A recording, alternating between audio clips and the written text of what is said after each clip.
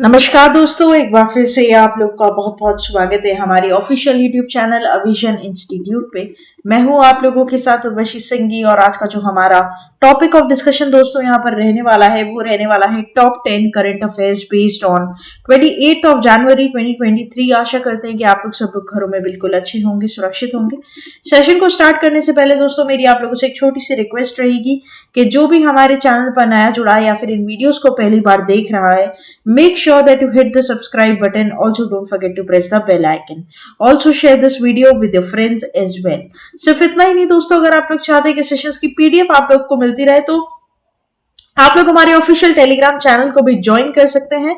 और साथ ही साथ दोस्तों मैं आप लोगों को बता दूं, आप लोग विजिट कर सकते हैं हमारी ऑफिशियल वेबसाइट पर जो कि है avision.co.in, जहां पर आपको जितने भी ऑनगोइंग कोर्सेज हैं हमारे या जितने भी अपकमिंग कोर्सेज हैं related to WBCS, SSC, railway और बैंक, इन सभी की डिटेल मिलेगी और बहुत ही मिनिमल प्राइसेस के ऊपर आपको ये जितने भी कोर्सेज अवेलेबल हो जाएंगे। साथ ही साथ दोस्तों आप लोग हमारा ऑफिशियल ऐप इंस्टॉल कर सकते हैं जहां पर आपको free video lectures, latest articles, daily quiz, daily current affairs और ऐसी सभी चीजें अंडर दी वन रूफ मिलती रहेगी। ठीक है, तो ध्यान रखिएगा कि आप अपनी प्रिपरेशन को और मजबूत बना सकते हैं अविजन इंस्टीट्यूट के साथ जुड़कर। साथ ही साथ दोस्तों मैं आप लोगों को बता दूं, यहाँ पर केवल ना कि हम सिर्फ न्यूज डिस्कस करेंगे बल्कि उस न्यूज से रिलेटेड कैसे MCQ आपके एग्जाम में आ सकते हैं उसकी भी चर्चा करेंगे। बहुत कुछ है आगे इस वीडियो में जानने के लिए, इसलिए एंड तक इस वीडियो को आप लोग जरूर देखिएगा। और जो नया जुड़ा है, पहली बार हमारे वीडियोस को देख रहा है, तो डेफिनेटली सब्सक्राइब जरूर कर लीजिएगा चैनल को। तो चलिए फिर आगे बढ़ते हैं दोस्तों, बिना किसी देरी के स्टार्ट करते हैं आज के हमारे सेशन की पहली न्यूज। आपके और मेरे साथ हमारी स्क्रीन पर दोस्तों ये रही। 13th national voters day celebrates on 25th of January 2023। तो यहाँ पर दोस्तों नेशनल वोटर्स डे, ठीक है, नेशनल वोटर्स डे यहाँ पर 25th ऑफ जनवरी को क्या किया जाता है, सेलिब्रेट किया जाता है। ये बात आपको यहाँ पर क्या करनी है, ध्यान रखनी है। इसी के साथ साथ ये कौन सा एडिशन दोस्तों 2023 में मनाया गया है, तो 13वां एडिशन है। ये भी आप थोड़ा सा एक बार क्या करेंगे, नोट डाउन करेंगे। Election commission of India is celebrating 13th national voters day on 25th of January. This day is celebrated on 25 of January to take the foundation day of Election Commission of India, right? तो दोस्तों कौन से organisation या department के यहाँ पर दोस्तों foundation day को ये बेसिकली यहाँ पर डिपिक्ट करता है, तो ध्यान रखिएगा, election commission of India. Voters day is dedicated to raising young people awareness of the importance of voting in their country. दोस्तों आपको पता है obviously voting is very much important. If you are above 18 years, right, आप 18 साल की उम्र से ऊपर हैं तो आप वोट जरूर दें, राइट, क्योंकि ये आपका राइट है, every peoples right, every youngsters right है ये, और इट्स वेरी इंपॉर्टेंट हर किसी यंगस्टर्स के लिए कि वो अपने कंट्री में क्या दे, वोट करें। It is celebrated every year with a particular theme and it is not only encourages the youth to participate in the electoral process but also focuses on the right to vote और the basic right, right. तो सबसे बड़ी बात कि इस year की जो theme हो जाती है 2023 की जो थीम यहाँ पर है वो काफी इंपॉर्टेंट है और बड़ी अच्छी है। Nothing like voting, I vote for sure, right. तो ये इसकी क्या हो जाएगी दोस्तों, थीम हो जाएगी। ये आपको इधर क्या करना होगा, ध्यान रखना होगा। इट्स इंपॉर्टेंट कि आप इसे क्या करें, ध्यान रखें, राइट। ऑब्वियसली दोस्तों एक फेस्टिविटी और इंक्लूसिविटी की बात अगर हो तो ये प्रोसेस रहता है इलेक्टोरल का, और यहाँ पर उसका जो अशोक चक्र is the background for the largest democracy of the world. हमारे फ्लैग में, ट्राई कलर में दोस्तों जो अशोक चक्र है, ठीक है, अशोक चक्र बेसिकली डिपिक्ट करता है। मैं आपको बता दूं कि हमारे जो कंट्री की डेमोक्रेसी है वो पूरे वर्ल्ड की लार्जेस्ट है, ठीक है। तो इट्स वेरी इंपॉर्टेंट कि ये चीज आपको रहे। और जो टिक मार्क होता है लोगों का वो बेसिकली यहाँ पर इंफॉर्मेशन डिसीजन मेकिंग वोटर के रूप में यहाँ पर डिपिक्ट किया जाता है। तो ठीक है, ये सारी बातें आपसे इतनी डेप्थ में क्वेश्चन पूछता नहीं है बट आपके नॉलेज के लिए काफी इंपॉर्टेंट है कि आप इसे जाने, है ना। तो बहुत बहुत यहाँ पर इंपॉर्टेंट है। इलेक्शन कमीशन ऑफ इंडिया की मुझे बात करनी चाहिए क्योंकि उससे जुड़ा हुआ है दोस्तों, तो कहीं ना कहीं। तो इलेक्शन कमीशन ऑफ इंडिया की अगर मैं बात करूं तो फॉर्म हुआ था 25 जनवरी 1950 में, ठीक है। उसके बाद दोस्तों इसका हेडक्वार्टर कहाँ हो जाता है, तो इसका हेडक्वार्टर हो जाता है आपका न्यू दिल्ली में। और यहाँ पर दोस्तों it's very important to know कि हमारे फर्स्ट चीफ इलेक्शन कमिश्नर कौन थे। तो फर्स्ट चीफ इलेक्शन कमिश्नर का नाम अगर मैं बताऊं तो थे सुकुमार सेन। कौन थे, सुकुमार सेन। और अगर मैं आप लोग को बताऊं करंट कौन है, ठीक है, अगर करंट चीफ इलेक्शन कमिश्नर की अगर मैं बात करूं तो नाम हो जाएगा दोस्तों राजीव कुमार, ठीक है। तो यहाँ पर सिर्फ ना कि करंट अफेयर्स बल्कि स्टैटिक अवेयरनेस भी हम आपके साथ यहाँ पर शेयर करते चलेंगे, ताकि आपका जो प्रिपरेशन है वो पूरा फुल फ्लेजेड फुल फॉर्म में चलता रहे यहाँ पर, राइट। तो इट्स वेरी इंपॉर्टेंट कि आप ये ध्यान रखें। और मैं यहाँ पर बता दूं आप लोग को दोस्तों कि ये क्वेश्चन भी आपके लिए बन सकता है एग्जाम में, इलेक्शन कमिश्नर को अपॉइंट कौन करता है और उसका टेन्योर कितना होता है। तो इलेक्शन कमिश्नर को प्रेसिडेंट यहाँ पर क्या करता है दोस्तों, नियुक्त करता है, और उनका जो टेन्योर होता है वो 6 साल का होता है, ठीक है। तो ये एक अच्छी और बड़ी चीज है जो आपको जाननी चाहिए आपके एग्जाम पॉइंट ऑफ व्यू से। साथ ही साथ कौन से कॉन्स्टिट्यूशन के कौन से आर्टिकल में दोस्तों ये लिखा हुआ है, तो आर्टिकल ये हो जाएगा 324, ठीक है। आर्टिकल 324 में ऑफ इंडियन कॉन्स्टिट्यूएंसी यहाँ पर अपॉइंटमेंट होता है इलेक्शन कमिश्नर का। तो इसे भी आप क्या करेंगे, मार्क करेंगे, ठीक है। जहां जहां जिस जिस प्रोस्पेक्टिव से क्वेश्चन बन सकते हैं दोस्तों, वो सारे पॉइंट्स मैंने आपको यहाँ पर कन्वे कर दिए हैं। आशा करते हैं आप बुलेट पॉइंट बनाते चलेंगे दोस्तों मेरे साथ, ठीक है, क्योंकि वीडियो देखने से सिर्फ कुछ नहीं होगा, आपको बुलेट पॉइंट की जरूरत पड़ेगी ताकि आप अपने एग्जाम में रिविजन इसका कर सके, राइट। इस पर आपका एमसीक्यू कैसे बन सकता है, तो दोस्तों या तो देखो एडिशन पर क्वेश्चन बनता है, या तो इंपॉर्टेंट डे के डेट पर क्वेश्चन बन जाता है, या तो अगर थीम दी गई है तो थीम पे बनता है, या तो अगर कोई मोटो दिया गया है तो मोटो पे बनता है, ठीक है। तो यहाँ पर थीम दी गई और थीम पर क्वेश्चन काफी इंपॉर्टेंट होते हैं। तो थीम पर क्वेश्चन आपसे कैसे पूछे जा सकते हैं, तो 13th national voters day, what is the theme of the national voters day 2023। तो मैंने जैसे आप लोग को बताया, nothing like voting, I vote for sure, right. तो ये हो जाएगी इसकी क्या थीम। तो ऐसे करके दोस्तों आप लोगों को क्या करना है, करंट अफेयर्स को प्रिपेयर करना है। आगे चलते हैं न्यूज नंबर 2 के ऊपर। Song Natu Natu and 2 documentaries from India nominated for this year's Oscar. Song Natu Natu from India blockbuster film RRR and 2 documentaries from the country that is All That Breathes and Elephant Whispers have made it a final nomination at the 95th edition of Academy Awards, right? तो दोस्तों ये नाटू नाटू गाना तो definitely आप लोगों ने सुना होगा, राइट। काफी ब्लॉकबस्टर मूवी थी आरआरआर, और उसका बड़ा ही फेमस गाना यहाँ पर ऑस्कर के लिए क्या हुआ है, नॉमिनेट किया गया। साथ में 2 और डॉक्यूमेंट्रीज है, उनको भी नॉमिनेट किया गया है यहाँ पर। तो ये आप इधर क्या करेंगे, ध्यान रखेंगे, ठीक है ना। ये थोड़ा सा यहाँ पर इंपॉर्टेंट हुआ था हमारे लिए जानना। जितना आप लोगों के एग्जाम में रेलिवेंट होता है उतनी ही न्यूज यहाँ पर आप लोगों के साथ कन्वे की जाती है दोस्तों, ठीक है। ऐसे तो डेप्थ में पढ़ेंगे तो बहुत कुछ जानने के लिए, लेकिन हर कुछ चीज आपके एग्जाम के लिए इंपॉर्टेंट नहीं होती। कुछ बुलेट पॉइंट्स, कुछ ऐसे स्पेशल वर्ड्स होते हैं, या फिर मैं बोलूं जो हाईलाइटेड वर्ड्स होते हैं, वो आपके एग्जाम में क्वेश्चन बनाते हैं, है ना। इस पर क्वेश्चन कैसे बनेगा, which song from India nominated for years Oscar. तो ये करेक्ट हो जाएगा आपका क्या, नाटू नाटू, राइट। आगे चलते हैं न्यूज नंबर 3 के ऊपर दोस्तों। Doctor Prabha Atre honoured with the Pandit Hari Prasad Chaurasia lifetime achievement award. तो यहाँ पर दोस्तों Pandit Hari Prasad Chaurasia lifetime achievement award किसे दिया गया है, डॉक्टर प्रभा आत्रे को। ये बात आपको इधर क्या करनी है, ध्यान रखनी है, और ये काफी इंपॉर्टेंट आप लोगों के लिए यहाँ पर रहेगा। पूरी बात हम करते हैं, इसके बारे में पूरा हम डिस्कस करेंगे। तो यहाँ पर Hindustani vocalist Padma Vibhushan doctor Prabha Atre was conferred with the Pandit Hari Prasad Chaurasia Lifetime Achievement Award at the hands of Maharashtra Chief Minister Eknath Shinde. The award was presented to her by Maharashtra Chief Minister Eknath Shinde at Thane near Mumbai. The Chief Minister facilitated Dr. Atre at a function at Ram Ganesh Gadkari Rangyayatan. Shinde presented Dr. Atre with a citation of rupees 1 lakh at the program. During this, Symphony of 90 Fluists was performed and marked 90th birthday, right? तो यहाँ पर एक citation और साथ ही साथ 1 लाख रुपए का check यहाँ पर इनको एज अ प्राइज दिया गया है, ठीक है। तो ये आप ध्यान रखेंगे किसके द्वारा, तो चीफ मिनिस्टर ऑफ महाराष्ट्र आपके कौन हो जाएंगे, एकनाथ शिंदे जी, उनके द्वारा, ठीक है। It's important to know. और कौन सा यहाँ पर दोस्तों अवार्ड है, तो Pandit Hari Prasad Chaurasia lifetime achievement award. इस पर आपका क्वेश्चन कैसे बन सकता है थोड़ा देखेंगे हम। Who has been awarded the Pandit Hari Prasad Chaurasia lifetime achievement award.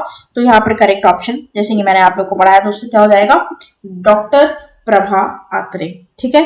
तो ये आपको इधर क्या करना है, ध्यान रखना। प्रभा आत्रे जी के बारे में अगर मैं बात करूं तो इनका जन्म 13 सितंबर 1932 में हुआ था, और साथ ही साथ दोस्तों ये इंडियन क्लासिक वोकलिस्ट है, ठीक है, और किराना घराने की ये दोस्तों है, मतलब इनका बैकग्राउंड है।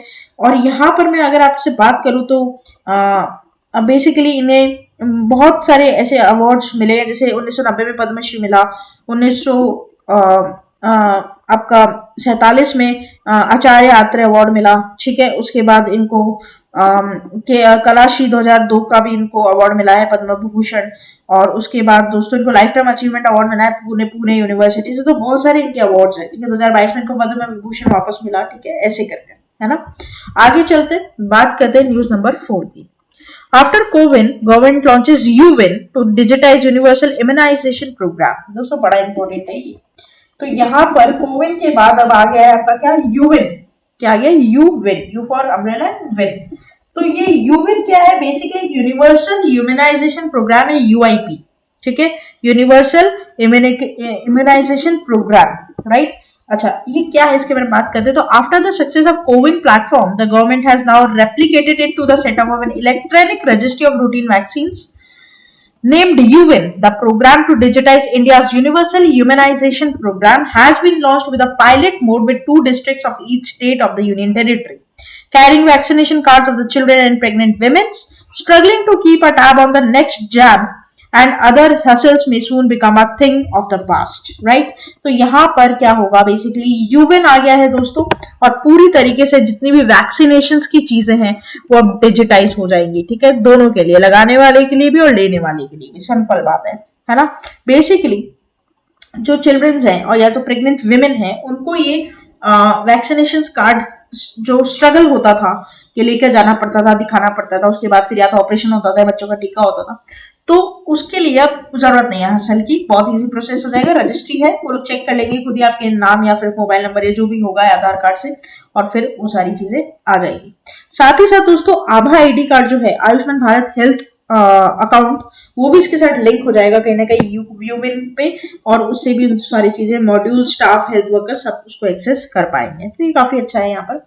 साथ ही साथ जो मैंडेटरी चेकअप है, जैसे बुजुर्गों का, जो सीनियर सिटीजन है उनका, ऑनगोइंग रूटीन चल रहे इम्यूनाइजेशन के, प्रेग्नेंट वुमेन्स के, बच्चों के माल न्यूट्रिशन के लिए, वो सब चीजें यहाँ पर ट्रैक की जाएगी। तो it's a very good platform to hop on to, right. CoWIN already एक बहुत सक्सेसफुल प्लेटफॉर्म यहाँ पर साबित हुआ, और अब यूविन। अच्छा, इस पर क्वेश्चन कैसे बनेगा, यूविन was launch for which of the following purpose. तो यहाँ पर ऑप्शन आप लोग के सामने है। तो digitise India Covid vaccine 19 registration, यही इसका क्या है, मोटो है, ये आप ध्यान रखेंगे, है ना। आगे चलता है न्यूज नंबर 5 के ऊपर। हाफ वे थ्रू हम हमारे वीडियो के पहुंच चुके हैं। ICC most followed international sports federation on social media. ICC के 92.2 मिलियन फॉलोअर्स है Instagram, Facebook, Twitter, TikTok and YouTube, makes it most followed international sports federation on social media. According to a study from BCW Sports, ICC dominance can be attributed to having a huge fan base in markets that are highly active on social media, and ICC will hope this study supports its case to be included at 2028 Los Angeles Olympic Games. It has reportedly recommended 6 teams T20 events for men and women and International Olympic Committee. तो यहाँ पर दोस्तों ICC एक ऐसा international sports federation है जो कि social media पर सबसे ज्यादा फॉलो किया जाता है, राइट। तो बड़ा सिंपल है, बहुत इजी है आप लोग के लिए जानना, और इसे आप क्या करेंगे, ध्यान रखेंगे। बहुत चांसेस है कि आपके क्वेश्चन बन सकते हैं, बदलता भारत बदलता एग्जाम का पैटर्न, राइट। तो यहाँ पर आप क्वेश्चन देखने को आपको मिल सकता है इसके ऊपर, तो प्लीज इस पर फोकस करेंगे आप लोग। और साथ ही साथ इसके अगर मैं स्टैट्स की न्यूज यहाँ पर आपको लोगों के साथ अगर मैं शेयर करना चाहूँ तो डेफिनेटली बात करनी चाहिए दोस्तों कि क्या और इससे रिलेटेड आपके क्वेश्चंस बन सकते हैं एग्जाम में। तो उसकी बात अगर मैं करूँ तो ऐसे FTEQ की जो है, जैसे इंटरनेशनल टेक बॉल फेडरेशन, उसके 3.5 मिलियन यहाँ पर रहेंगे फॉलोअर्स। इंटरनेशनल बास्केटबॉल फेडरेशन की फीबा की अगर मैं बात करूं तो 15.5 मिलियन देखने को मिला हमें। वॉलीबॉल जो होता है उसमें 12.5 मिलियन देखने को मिला। वर्ल्ड एथलेटिक्स में 9.9।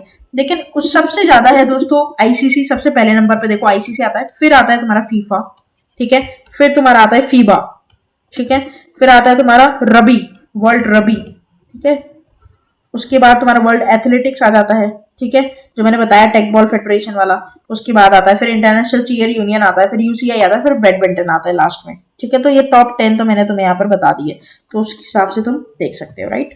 क्वेश्चन कैसे बन सकता है, तो व्हाट या fill in the blanks most followed international sports federation on social media, तो करेक्ट हो जाएगा आपका आईसीसी। आगे चलते हैं। Banwari Lal Purohit inaugurates North India's largest floating solar project in Chandigarh. तो union territory administrator Banwari Lal Purohit has inaugurated Northern India's largest floating solar power project of 2000 kilo WP worth of 11.70 crore at Waterworks Sector 939 Chandigarh, right. तो it's very important कि आप ध्यान रखिए। और inauguration में के time MP किरण खेर भी प्रेजेंट थे यहाँ पर। तो बनवारी लाल पुरोहित जी ने यहाँ पर फ्लोटिंग सोलर प्लांट, ये देखिए पानी दिख रहा है आपको, और ये solar plants, floating solar plants यहाँ पर इनॉग्रेट किए हैं। बड़ा इंपॉर्टेंट है। टोटल फंड आउटले रहेगा 11.70 करोड़ का यहाँ पर, ठीक है। और ये कहीं ना कहीं स्टेम को दोस्तों यहाँ पर लेकर चलेगा, तो ये भी हमें ध्यान रखना है। और कौन सी लेक में दोस्तों ये सिचुएटेड किया गया, ये थोड़ा इंपॉर्टेंट क्वेश्चन यहाँ पर बनेगा। तो धनस हो जाएगा नाम, क्या हो जाएगा, धनस लेक, ठीक है, धनस लेक। तो ये थोड़ा सा ध्यान रखेंगे। तो UT's administrator Banwari Lal Purohit inaugurated north India's largest floating solar project, correct हो जाएगा आपका चंडीगढ़ में, चंडीगढ़ के धनस लेक में। आगे चलते हैं। Tata trusts name Siddharth Sharma CEO. The philanthropist arm of Tata Group and largest shareholder in the group holding company, Tata Trusted named Siddharth Sharma as its CEO and Aparna Uppaluri as the Chief Operating Officer. And appointments of the new CEO and COO will come into effect on April 1, 2023. Sharma, a former civil servant, will succeed N. Srinath. इन्होंने replace किया किसको, N. Srinath को, who stepped down as CEO. And last year, following retirement, Uppaluri will be switching from Ford Federation of Tata Trust, 48-year-old, currently serving as a program of director of India, Nepal, Sri Lanka at a FF, that is Ford Foundation. तो यहाँ पर CEO और COO, ठीक है, दोनों के नाम आप ध्यान रखेंगे। क्या नाम रहेगा, सिद्धार्थ शर्मा CEO एंड अपर्णा यहाँ पर रहेंगी आपके अपर्णा उप्पलूरी COO, राइट। और इन दोनों का कार्यकाल 1 अप्रैल 2023 से स्टार्ट हो जाएगा दोस्तों, ठीक है। इट्स वेरी इंपॉर्टेंट कि हम जाने। Tata trusted name dash at CEO Aparna Upali as a COO, तो करेक्ट हो जाएगा सिद्धार्थ शर्मा। आगे चलते हैं। AU bank launches credit card offering platform swipe up, क्या है ये, तो AU small finance bank, India's largest small finance bank, announced the launch of first of a kind platform to the credit card industry, right। तो यहाँ पर AU bank ने launch किया credit card, और कौन से प्लेटफॉर्म पे ऑफर करेगा, स्वाइप अप पे, राइट। इट्स वेरी इंपॉर्टेंट कि जानिए हम। and which will provide an opportunity to other bank credit holders to upgrade their card to one of AU credit cards. The bank has provided a platform to compare existing credit cards to customers within 2 to 3 seconds. Right? It's very important कि ये बात हम जाने कि जो bank है वो एक ऐसा प्लेटफॉर्म यहाँ पे प्रोवाइड कर रहा है उनके एग्जिस्टिंग क्रेडिट कार्ड होल्डर्स को कि 2 से 3 मिनट में, ठीक है, वो क्या कर सकते हैं, इस बेनिफिट को अवेल कर सकते हैं, ठीक है। तो ये आप जानेंगे, ऐसा कहीं किसी बैंक में अभी तक नहीं हुआ है दोस्तों, है ना, ये बता दूं मैं आपको। और with a range of many cards offer high value proposition customers and the card plastic is a biodegradable which is another step towards a better environment. तो ये भी अच्छी बात है कि जो कार्ड रहेगा यहाँ पर वो ऐसा प्लास्टिक रहेगा जो कि बायोडिग्रेडेबल है, तो एनवायरमेंट फ्रेंडली है। ये भी आप ध्यान रखेंगे यहाँ पर कि ये एक स्टेप और लिया गया इस बैंक के द्वारा देखते हुए। EU बैंक की डेफिनेटली बात करनी चाहिए मुझे। EU बैंक का ऐसे तो हम छोड़ नहीं सकते, स्टैटिक्स पढ़नी पड़ेगी। तो इसका हेडक्वार्टर हो जाता है भाई कहां पर, जयपुर राजस्थान में, ठीक है, जयपुर राजस्थान में। MD CEO इसके कौन हो जाएंगे, MD CEO हो जाएंगे आपके संजय अग्रवाल, संजय अग्रवाल, ठीक है। उसी के साथ साथ अगर मैं बात करूं चेयरमैन की दोस्तों, तो चेयरमैन यहां पर हो जाते हैं राज विकास वर्मा, राज विकास वर्मा, ठीक है। इट्स वेरी इंपॉर्टेंट, आप जाने इसे। तो क्वेश्चन कैसे बनेगा, the swipe up platform is launch by which bank, तो करेक्ट हो जाएगा AU small finance bank. Finance बैंकों में सबसे बड़ी बैंक है ये। आगे चलते हैं। Uttar Pradesh foundation day celebrated with public participation for the first time. Uttar Pradesh celebrated the foundation day of UP on 24th of January. The Uttar Pradesh Divas is celebrated since 2018 for 3 days with the participation of the government departments. In 2023, Uttar Pradesh Foundation Day was celebrated with public participation on the theme of investment and employment. The theme aims to focus on investment and employment. ठीक है, 2023 में जो theme है वो आपको ध्यान रखनी है ना। और 24 जनवरी को यूपी का स्थापना दिवस यहाँ पर सेलिब्रेट करते हैं उत्तर प्रदेश, ध्यान रखेंगे आप लोग। Uttar Pradesh celebrates its foundation day on 24th of January every year. आगे चलते दोस्तों, लास्ट हमारा यहाँ पर न्यूज रहेगा आपके और मेरे साथ। न्यूज नंबर 10 पर हम फोकस करेंगे। Himachal Pradesh celebrated its 53rd statehood day, CM greeted people of the state. CM और हिमाचल प्रदेश celebrates its 53rd statehood day with a joy and enthusiasm across the state on 25th of January. In 1971, on this day, Himachal Pradesh became the 18th state of India, and the state level function of full statehood day was held at Hamirpur district, where Chief Minister Sukhwinder Singh Sukhu hoisted the national flag. दोस्तों, hoisted और unfurl, ठीक है, इसके मतलब को समझना, इसमें difference है।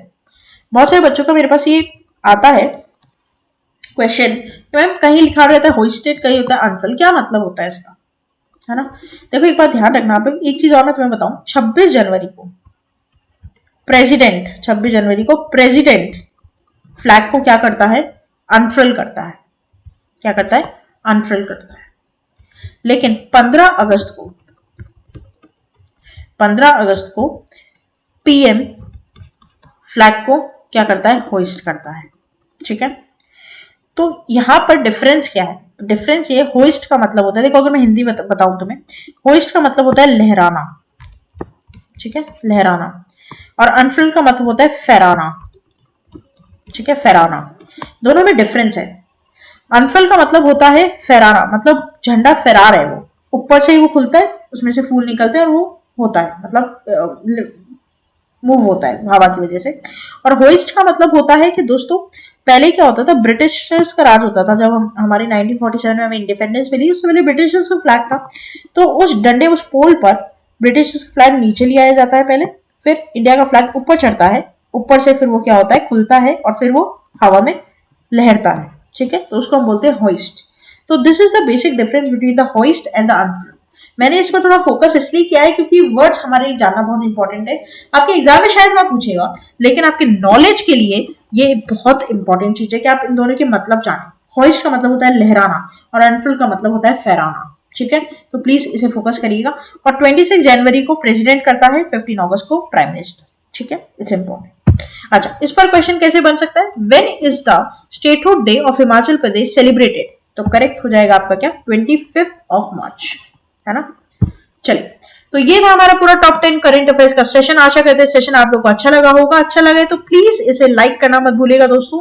चैनल को आप लोग तुरंत ही सब्सक्राइब कर लीजिए, साथ ही साथ आप बेल आइकॉन को यहाँ पर जरूर प्रेस करेंगे, जो भी नए जुड़े हैं, पहली बार मेरा वीडियो देख रहे हैं। साथ ही साथ शेयर करते रहिए फ्रेंड्स, रिलेटिव्स, ऐसे एग्जाम एस्पिरेंट के साथ जो कि कॉम्पिटेटिव एग्जाम की दोस्तों तैयारी कर रहे हैं, है ना।